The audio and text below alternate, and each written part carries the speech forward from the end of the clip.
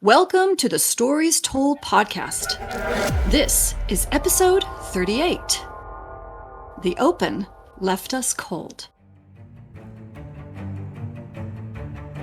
This is the Stories Told podcast.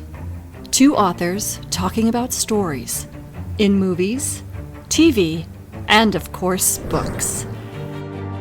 I'm Michael Grayford. I write action-adventure stories in fantasy and sci-fi worlds, sometimes for younger readers and sometimes for adults. And I try to always inject at least a little bit of humor. And I am author E.W. Barnes, and I write action-adventure, time travel novels, and space opera science fiction. Thousands of years, thousands of worlds. But be forewarned, beyond here, there will be spoilers. Are you ready for the adventure? Let's begin. And welcome back to the Stories Told podcast. I'm author E.W. Barnes, and with me is author Michael Grayford. And today we're talking about the story told in episode 2 of season 2 of Loki, Breaking Brad. How you doing today, Mike? I am wonderful, thank you. How are you? I'm good as well. That's nice to hear that you're wonderful. How are things going in your writing world? I feel like I'm still trying to get up to speed after the move. It kind of threw me off my game. So what I'm working on now is learning about ads, Amazon ads and Facebook ads. And I have a local writing meetup group coming up this weekend. And we do every year, we submit short stories that are horror or Halloween themed. I'm just trying to come up with ideas for a horror short story. Fun. Yeah, it's fun. We get a good variety of things. Why don't you write a horror short story about a man who discovers something terrifying while he's moving? That's not a bad idea, actually. I like that. Yeah, I might use that, in fact. It's all yours. Go for it. All right, cool. So how about you? What's going on in your writing world? I'm continuing to produce words in Ecliptic, which is the second book of The Adventures of the Empyrean Guard, which is my science fiction space opera series. I've gotten Fulgar out of prison and somewhat rescued, but at the end of the last chapter, he encountered something very unexpected. So I like to try to do cliffhangers at the end of my chapters. And now I'm actually working on a parallel story, which is the B story. And so Fulgar is going to be unconscious for a while until I get back to him. That's convenient. Yeah. Knock him out. That's great. And what interesting stories have you come across lately in books and movies and television? Let's see. I've been watching Foundation. How is that? I don't remember if I mentioned this last time. It's excellent. Very, very good show. Very respectful to the source material, which is the Foundation series written by Isaac Asimov way, way back in the day. I think he started the series when he was like 22. I believe he posted it as like a serial to magazine or something. So yeah, they're very old science fiction fantasy or science fiction stories, but they hold up pretty well. The show isn't like I wouldn't say it's an exact faithful adaptation. It's more like inspired by the concepts that are there. A lot of the characters are the same. A lot of the events are similar, but it's respectful in that they do their own thing, but they do it very much in line with like what his books were about. And the quality is about the best thing I've seen. I mean, it's every episode, the production values are so good. It's everyone's like watching a really high-end movie in terms of the visuals and the acting, and it's just very, very meticulous. Yeah, they do a great job with it. And the story's interesting. It's not like super intense action or thriller kind of story. It's more of a long drama. It's a very epic tale in space and time. So it takes place over, when humanity has spread throughout the galaxy. It's about a period of time where civilization is about to fall, to collapse. The empire is about to fall apart, and this guy sees it coming and sets up this foundation to try to reduce the amount of time that mankind is living in the dark. So it's not just one moment in time, like one sequence of it takes place over, centuries. So it's this huge epic story, and they do it really well. So yeah, I definitely recommend it. And if you haven't read the books are excellent as well. The style maybe is a little old now. I haven't read them in a long time, since I read them when I was a teenager, I think. So I can't comment as to like if stylistically if they're like modern books, because it's been a while. I remember really enjoying them being good reads. They won the Hugo Award for best science fiction fantasy series of all time. Cool. Which is kind of funny because that was like in 1966. So for all time up to that point in time, I guess. But they're good. They're cool. Where can one watch this? Foundation is on Apple TV. Okay, great. Well, I'm glad you're enjoying it. Yeah. That's wonderful. Yeah, it's cool. It's a good show. And what about you?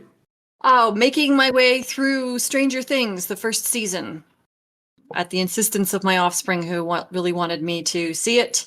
We have started watching it, like a episode a night kind of thing. Yeah. It took a little time for me to get into it, I think. There are some things that, drew me in right away, and some things that I was just not really invested in. When we would spend time with that particular storyline, I'd be like, yeah, whatever. But I think the third or fourth episode, the storylines all started to interconnect well in a way that I was like, okay, now I'm really enjoying this, and I'm very interested in seeing what's going to happen next. Yeah, that's good. Yeah, for me, when I watched it, I had a similar feeling. It took me a while to get into it. Yeah. I never really did like the first season as much as everyone else seemed to be. It felt like a lot of hype to me and relying on sort of 80s nostalgia. But it wasn't bad. I wasn't blown away. I actually liked the second season better, I think, but maybe that was just because I was more into it already. It's like, okay, I knew what I was getting into. And for me, once these supernatural elements are incorporated in, that's when I'm hooked. Right. If it's just everyday behavior of, say, for example, teenagers, I don't care. Yeah, maybe that was my problem too. But when we were dealing with the supernatural things and dealing with the things that I'm interested in, fantasy, science fiction, that kind of stuff, then I was all there. So, and now all of those storylines are woven in with the supernatural, science fiction-y stuff, and so now I'm interested. Yeah. As a teenager of the 80s, I didn't really recognize much or feel, oh yeah, that's relatable. I remember that. I didn't really have much of that. It actually felt, I don't know why, but there was only a couple of scenes where I was like, oh yeah, okay, that looks familiar. And the rest of it was sort of like, this is gosh, I can't think of the right word, so I'm going to use this word and maybe not like it in the end. But it felt like a caricature of the 80s. Yeah, it's definitely, well, the direct. Is there a better word for that? No, I know what you mean. It's like they're trying to have like make it like an homage to the 80s, and maybe some of it was like not making fun of it, but it's like too copying maybe is a different word, which they actually do. There are actually scenes in there, the directors, where they basically copied scenes from like 80s movies like E.T. and Goonies and things like that, I think. They're like very similar. And Poltergeist. You can totally see that. That's a scene from E.T. That's a scene from Poltergeist. That, or a concept from Poltergeist. I mean, yes, absolutely, you can see that. There's a definitely, and I think homage is a good word. There's definitely homages throughout to those culturally impactful 80s movies. Yeah. And that's cool. I mean, that's definitely what they were going for, right? It's like, I think they love that time period, and they wanted to do a modern version. And it worked. Yeah. Yeah. And then still sneaking in some Wednesday. Excellent. So are you ready to talk about Loki? I am. All right, let's begin. Today we're talking about the story told in episode 2 of season 2 of Loki. And this episode is entitled Breaking Brad. And I will read the short synopsis of the episode available when you type in Loki Breaking Brad on Google. With the TVA on the verge of a temporal meltdown, Loki and Mobius will stop at nothing to find Sylvie. So did you like this episode? I wasn't hugely positive about this episode. Kind of lost me a bit. There were definitely things about it that I did like. So maybe we'll hit the likes and dislikes in a bit. What was your overall take on it? I was a little put off on it at first because of the cold open. The cold open was confusing. I didn't know what was going on. It didn't seem to connect to the previous episode or the storyline as I understood it. So it took some time to actually get into the episode until everything sort of resolved into a place where, okay, now this makes sense what's going on. And once we got to the end of it, I enjoyed it. Okay. Yeah. Once I sort of understood how this worked into the overall storyline, then yes, I enjoyed it. I probably should watch it again. Yeah, I feel like I should watch it again probably as well, because like some of my comments are probably, I don't know, they're probably like things that I was uncertain about are probably answered and I just didn't grasp them the first time. I'll start with what I liked about it. I think there's definitely things that I like. It has a lot of the Loki style and humor and things like this. Like I like how they need Kang's aura, or he who remains. They need his aura, his temporal aura. Oops, he's dead. He can't get that, at least as far as they know. I thought that was a good setup. You know, it's like it's one of the things the show does well, right? It's like, oh, there's a disaster, or things are worse. Oh, here's another disaster, things are even worse, right? It's like there's this constant sense of here's a new problem, here's a new problem, here's a new problem. So I think they're still doing that well in the show. I like that at the end they came up short and didn't win, right? They didn't win the episode. It's kind of a weird way to say it, but you know, it's like, oh, we were trying to do this thing, didn't succeed. Now what, right? I like that it's not just we wrap things up, you know, in the episode and then we do a new thing next time.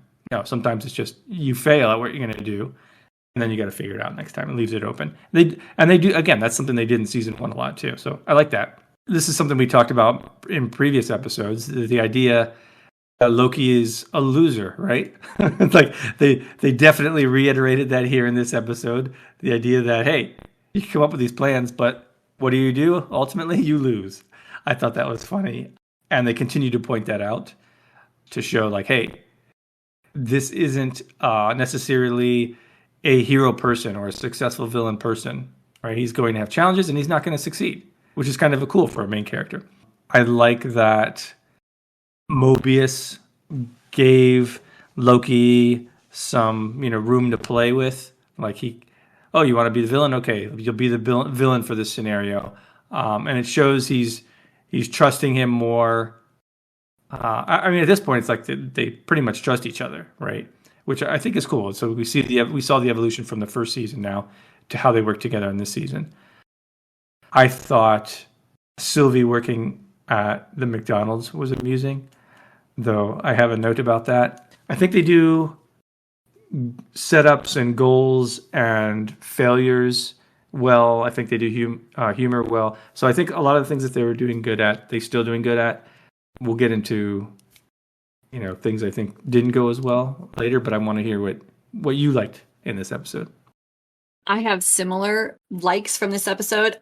Again, the relationship between Mobius and Loki is amazing. It's awesome. I love watching them work together. And I was kind of thinking that, you know, with Loki's character in the Marvel movie universe, he has an opportunity to come to an understanding and an appreciation of his brother over the course of several movies. We see him in Ragnarok, and I think that was pretty much it. Ragnarok was kind of the place where Thor said, I've always wanted to be your brother and be your friend, and you have to be who you are, and I accept that, and we're good with that. And then Loki finally feeling accepted, and their connection really developing. And I'm starting to see that Mobius, in a way, is a surrogate for Thor, because in this television series, we get Loki snatched away before he's put into prison, before he loses his mom, before they lose Asgard, all those things that happened in the movies that helped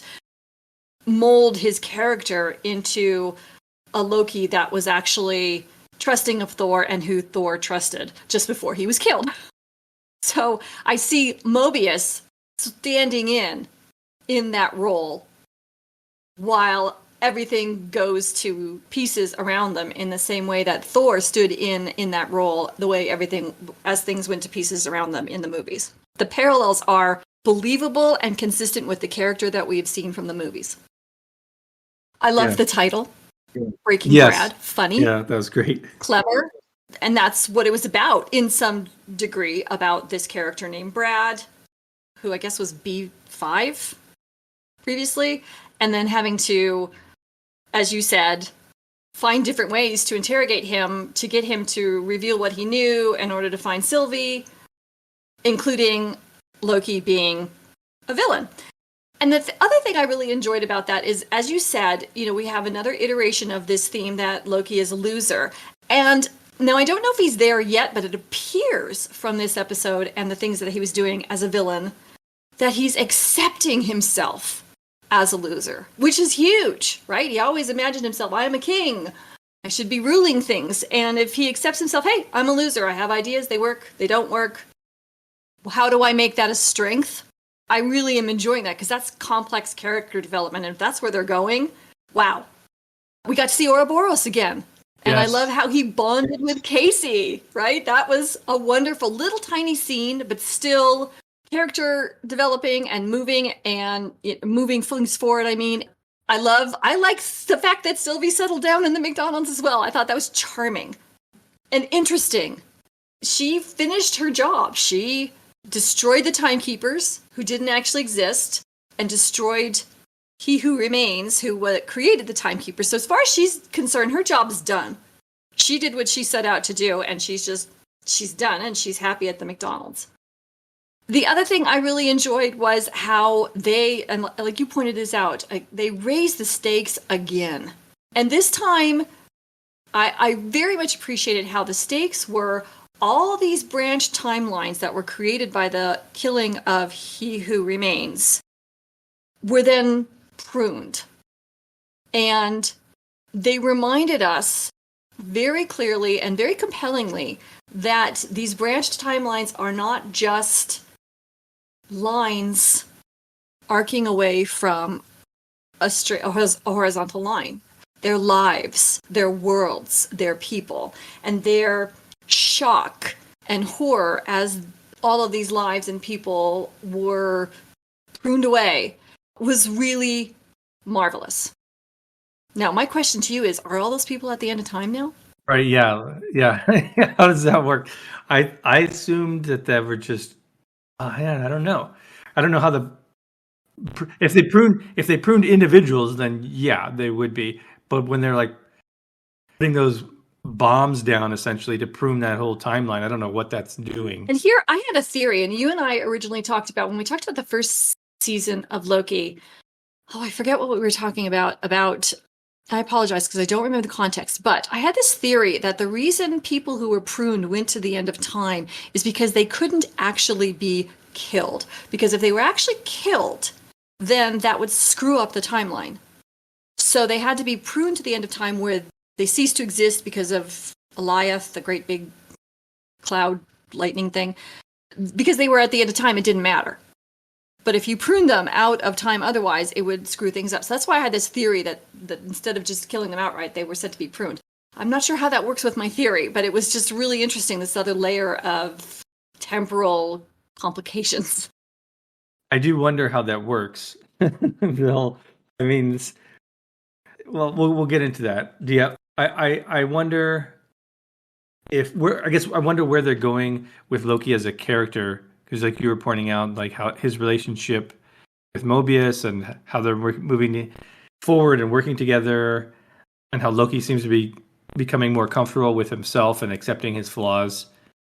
It doesn't seem like now he's interested in any nefarious, selfish plots. It seems like he's trying to prevent this horrible catastrophe, which is very much not the Loki from the movies. So we're seeing him adapt and evolve. Does that mean, like, you know, they mentioned it, I think it was this episode or the last episode, or both, where it's like, is he becoming a hero now? Or is this just a matter of convenience for him to sort of set things back into a stable state so he can go back to who he was? I'm curious to see how they play that out. Yeah, me too. What would you have done differently for this episode? Yeah, so there's a few things for me. For me, the episode, I don't know, it felt a little flat. I think they're doing, like, what they're setting up and what the people involved are doing is so big and a bit nebulous that I tend to lose focus on what their goal is. Like, why do they want to find Sylvie? I'm sure that was clear, but even now thinking about it, I don't remember why they wanted to find Sylvie. Like, what is she going to do, or what does she know that's going to help them? I'm not sure. So I think they have so many different things going on that it's hard to maintain focus when you're viewing it. I mean, we mentioned in the previous episode it was a bit chaotic, and I think that has carried over into this episode. And to be fair, I didn't watch the recap at the beginning of the episode from of the previous episode, so maybe that would have helped, or maybe watching them back to back would have helped. But yeah, I was a little bit lost as to, like, what is the motivation here? What's going on? And I think what also exacerbated that was, like you said, the cold open. We're like, what's going on? Like, this isn't where we ended. What are these people doing now? Why are they here? What is their new goal? And they're finding some random dude, Brad, who it's like, was I supposed to remember that guy? Because I don't. But maybe that's on me. So yeah, I was a little bit lost of what's going on, and I think it didn't compel me as much as it should have, given the scale and the scope of what is happening. Yeah. For me, I think focusing on one thread, two threads maybe, would have helped it. Like, okay, here's what the character's doing this episode. Very clear goal. Let's see them go through it. Like, just to ground me a little bit better. It seems like there's this going on. Ouroboros is doing his thing. And, you know, he's trying to build this thing to protect the loom, which, you know, is a little silly, right? Like, the thing is, like, you start getting to this big scale and the stuff starts to feel a little silly. Like, oh, yeah, we just make this machine and it weaves realities together. Like, what? Like, I start one, you know, the more of this you have, the more it's hard to believe. So I feel like they're starting to open a little bit, like, a lot that is hard to suspend disbelief. I think that's starting to crack through for me. Okay. Where the first season was more fun and solid and just, you know, it was good writing in the sense of setting up a goal, failing, how we're going to fix that next time. And while they're doing that here, there's just a lot of things that they're opening up, which for me is getting a little bit tough to follow. So I'm hoping they link back together in the next episode and it becomes a little bit more focused. I think so this is something that I've noticed that Marvel movies and shows tend to do especially the movies in the more recent phases, like phase 4 and phase 5, they tend to inject humor sometimes at the expense of character consistency. Yes. And we see that a couple of times in this episode, I feel. Like early on when they meet Brad, right? And then Brad's like, oh, I'm going to go get you some drinks. And then, you know, there's a joke of he's running away, isn't he? It's like, oh, shoot, he is running away. Like, Mobius wouldn't be that stupid. He would know what this guy's going to do. I mean, they just hunted this guy down. He obviously doesn't want to be there. So that felt like... Yes. Yes, I agree. A small, you know, knock against Mobius's character that wasn't necessary just because they were trying to tell a joke. And I feel like Sylvie working at McDonald's, again, as amusing as I thought that was, I feel kind of the same way. here's a woman who's been using her wits and grit and determination to survive her entire life. I get that maybe she just wants to relax into a simpler life, but I'm not sure I buy her being satisfied with just doing a mindless job serving burgers at McDonald's. I feel like she would want something more than that. I don't know. What did you think? Well, let me start with Sylvie, because you ended there and because I have a theory. So, first of all, regarding why they're trying to find her, I think it's a continuation of the original plan from the first season. Find Sylvie. That's why Loki was recruited. And she is still a variant out of time who could theoretically screw up the sacred timeline. So I think the mission is the same, and that's why they're going after her. And of course, Mobius is now trying to find her. I'm guessing now. This is just all guesses. Mobius is trying to find her now as sort of damage control, and Loki's trying to find her because he's in love with her. But I think that's why they're still after her, because that's still the mission. It's just a guess, but you're absolutely correct. I think season 2, after all these things that have happened, there needs to be a reiteration of what the goal is. So I think you're absolutely right there, because when you asked that question, I was like, yeah, I wonder why they're doing this. And then I thought, well, she is out of time. She's not where she's supposed to be. So that's probably it. But it really hasn't been set. I wonder, though. Yeah, but are they worried about that so much, especially if she's just laying low? Because in the first season, it was because she was killing all their agents and coming after the TVA. Now it's like she's not doing anything. Well, it's like, just let her be. Here's the second part of it, right? So this General Dogs went out to find Sylvie. That was her, ostensibly why she went out with her troops of hunters to find Sylvie. Because she destroyed He Who Remains, or because she needs to be brought to justice, or because she represents a huge threat if she decides to, go mischief on them. So I think that piece of it is also part of the underlying reason that they need to find Sylvie, and sort of Mobius and Loki want to find her first before General Dox finds her. But I agree, it's still fuzzy. The other reason is I think she's at the McDonald's to hide, because it is such a low-key place. And you're absolutely correct. I think she would eventually get bored there, but she's there right now to hide from the TVA. And just be... Yeah, for sure. Yeah, so... Yeah, she just wants to, exactly, just be out of the fray. She accomplished her mission. She's like, okay, just leave me alone. I'm going to sit here. But the Docs thing, though, it's like you said, they're going after Sylvie, but it turns out that Docs is just doing her own thing and pruning the timelines and has nothing to do with Sylvie. And so I, too, was confused by the Brad plot line at the beginning. Who is this guy again? And I think they were really expecting me... a lot out of me to remember that this was the guy that had that emotional headbutt moment with General Dox. I remember thinking at the time when I saw them together, they were mother and son. And so now he essentially disappeared into the past with a device that would stop her from pruning his timeline. I think she was saving her son and allowing him to go live a life as a famous person. So that, because he couldn't stand being a variable anymore, and she didn't want him to go through being a variant. A variant. She didn't want him to have to live his life knowing he's a variant of the TVA. So they made an arrangement where he would go back, live out his life as a famous person, and she would not prune his timeline. That's my guess, because of that interaction that they had, which did not look like lovers to me. But maybe it was. I don't know. It looked more like parent and child, for whatever that's worth. But it was confusing to me because I didn't remember him. Especially, anyway, so I couldn't figure out who it was for a while. And then finally they said he was Hunter B5, and then I finally connected the dots tenuously. Is that the guy who she bumped her head with? Just... Now, once they got him back to TVA and the interrogation, I thought the interrogation scenes were really good. He knew how to push everybody's buttons. He did it really well.